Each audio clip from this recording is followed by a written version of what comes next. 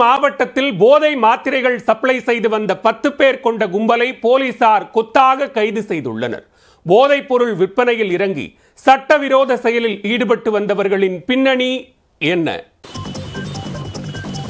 தேனி மாவட்டம் ஆண்டிப்பட்டி அருகே உள்ள குமாரபுரத்தில் சட்டவிரோதமாக போதை மாத்திரைகள் விற்பனை அதிகரித்துள்ளதாக போலீசாருக்கு தகவல் கிடைத்தது.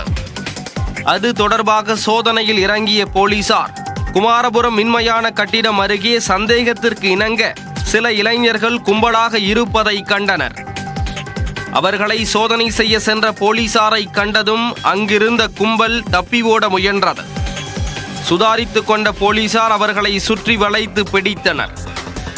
அவர்களிடம் மேற்கொண்ட சோதனையில் அரசால் தடை செய்யப்பட்ட போதை மாத்திரைகள் வைத்திருந்தது கண்டுபிடிக்கப்பட்டது.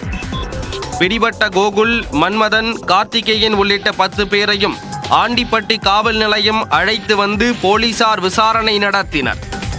இந்த கும்பல் சேர்ந்து தேனி மாவட்டம் முழுவதும் போதை மாத்திரைகளை விற்று வந்தது தெரிய வந்தது.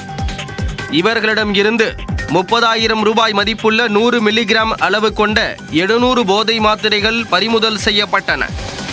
இதனையடுத்து பிடிபட்ட 10 இளைஞர்கள் மீதும் போலீசார் வழக்கு பதிந்து அவர்களை சிறையில் அடைத்தனர்.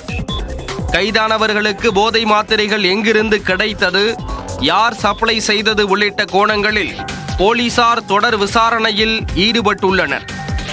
போதைப் பொருள் விற்பனையில் ஒரே நேரத்தில் 10 பேர் கொண்ட கும்பல் போலீசில் சிக்கியது தேனியில் சலசலப்பை ஏற்படுத்தி உள்ளது.